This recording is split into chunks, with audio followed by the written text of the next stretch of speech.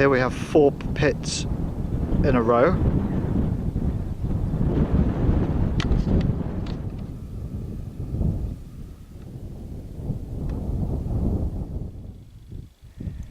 These pits are in a sort of perfect row, i.e. dead straight line.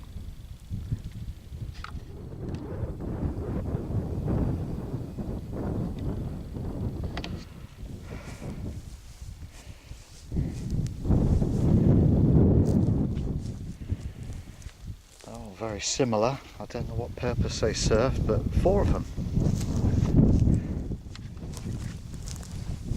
I should explain that we're now approaching the British settlement.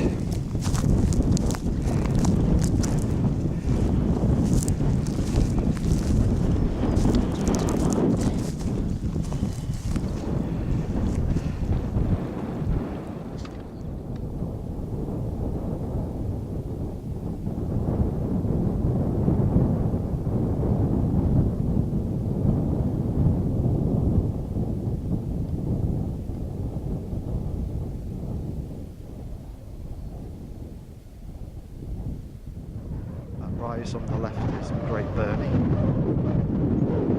Here it is unfolding before us. Adjacent to Pewit, Tame.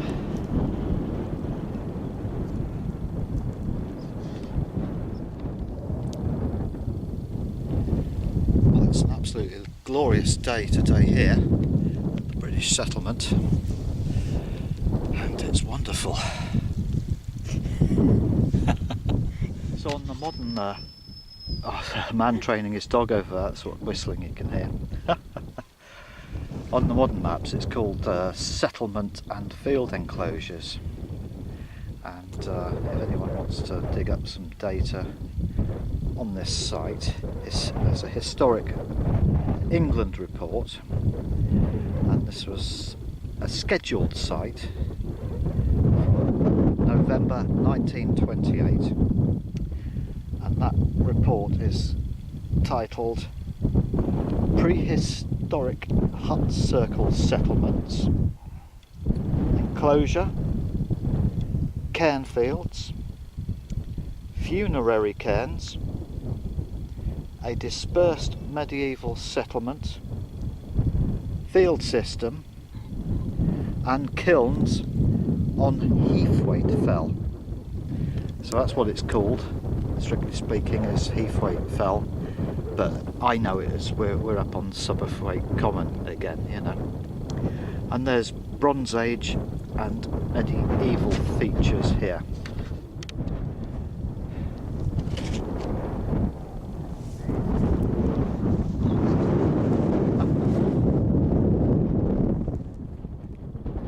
So there's clearance cairns and short lengths of stone bank, and they represent the deliberate clearance of stone from the land to improve it either for agricultural use or stock control. And this little paddock here, I would say, was an improved piece of ground, perhaps where you could grow a crop of potatoes or beetroot or leeks. I don't know what they grew, but you know, it's more arable. And other enclosures are a bit more stony, where you know you can have some sheep or cattle perhaps or something like that. You know. Of course, there's a water supply nearby.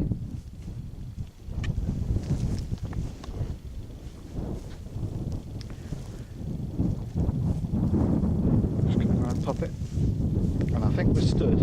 Perhaps this is a deliberate little portal to this little enclosure here. Looks like it might have been a pathway or a gateway into it.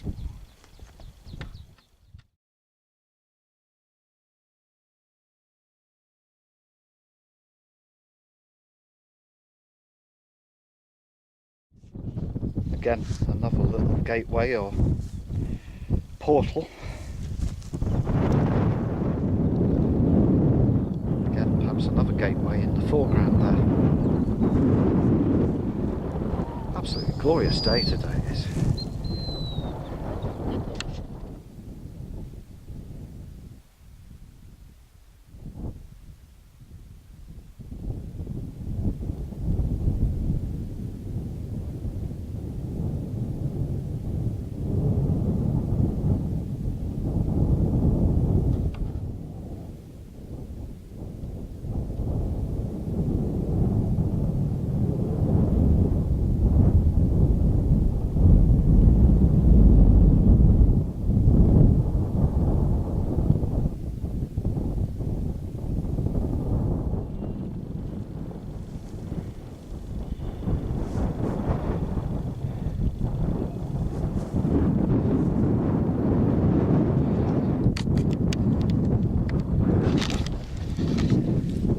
needs Machu Picchu?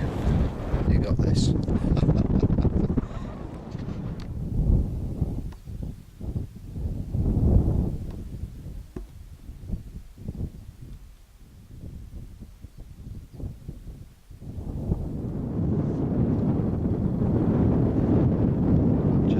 Reading from notes I've made from that historic England report.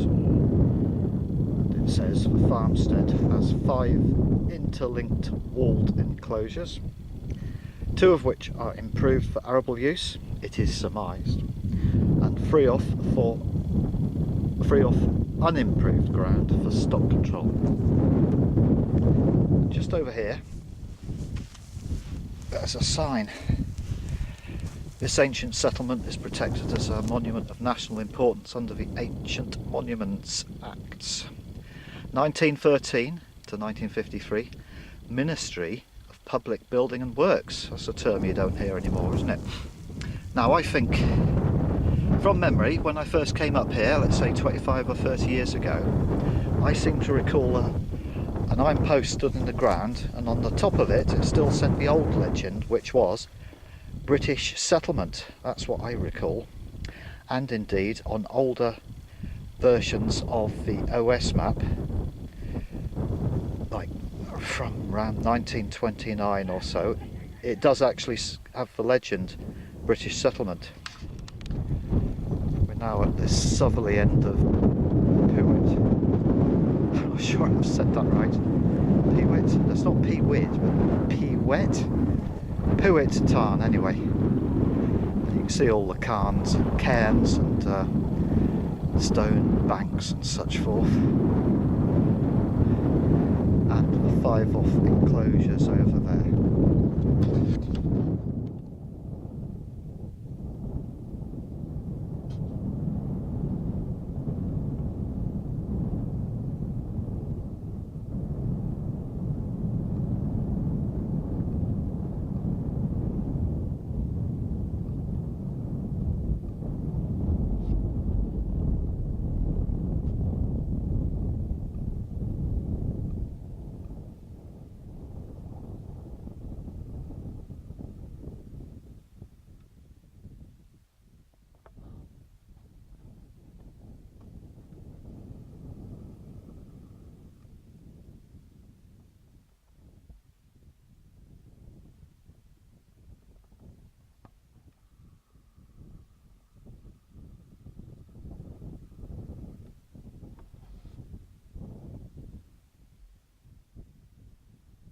We're just now at the southwest end, if you like, of the British settlement. I just thought I'd come over to this feature here, which is an instance of glacial smoothing, of course. And there's Poppet sat on her little knickerbocker breaker. And the reason I thought this might be significant in any minor way is because I think it might be the most southerly instance of glacial rounded rock in the Furness Peninsula. Now there is another instance on Lowick Common, and I haven't worked out the which one, this one or that one, is actually the most southerly by 10 or 100 metres or something, but you know what I mean, don't you? You know, this could be the one. And this one shows quite a nice little exhibit of the furrowing that goes on. I don't know if I can get it decently in section. Can you see this little runnelway here?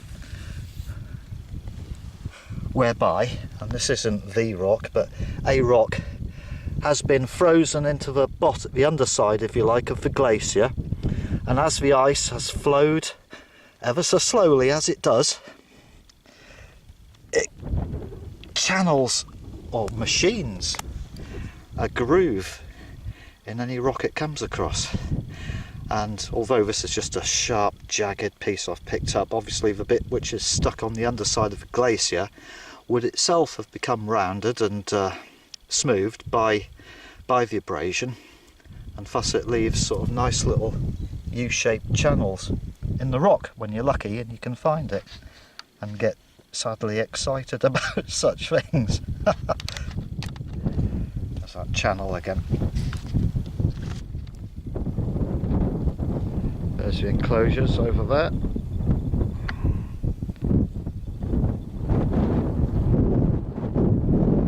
some clearance cans. Glacial smoothed rock. Duddon Estuary. Humgill. And the little road that goes down to Cat's Nest.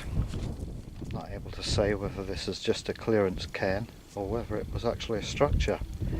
It seems to have two sort of two portals or entranceways, perhaps. I don't know. There's just loads of stone clearance cairns and banks, although some of them may have been those kilns which were alluded to in the title of that document. And over there is an iron stake, which I think might have been the one that had the legend British settlement, you know, 25 years ago or so.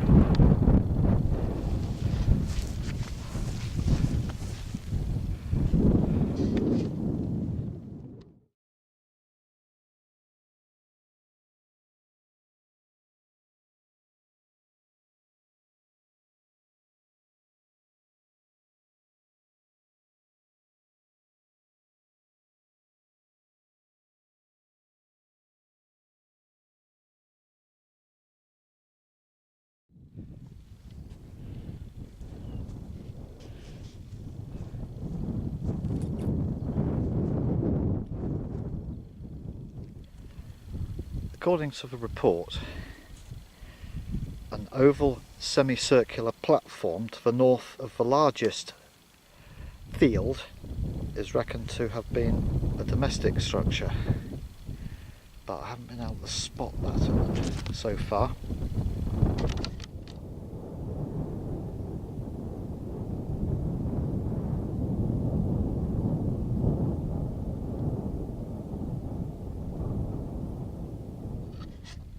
Glorious Duddon Sands in the estuary below. So that's it then, British settlement. There is said to be evidence of ridge and furrow field work here. It's too discreet for my eye to pick out. Huts and building platforms.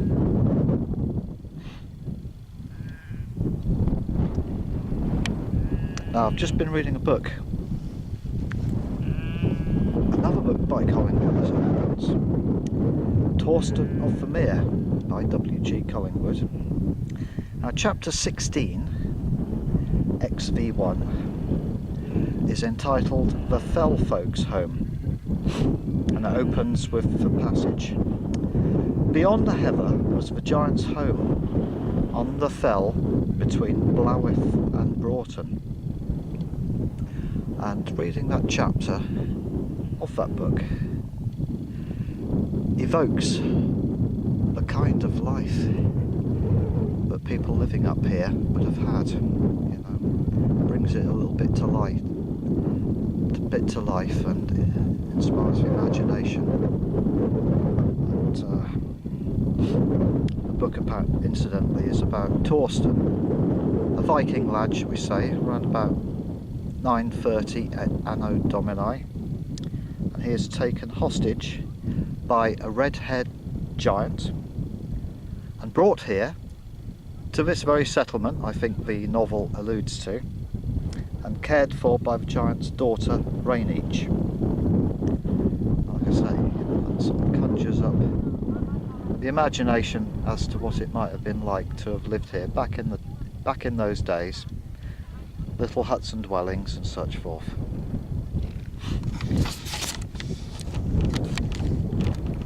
Right, well, that's it then.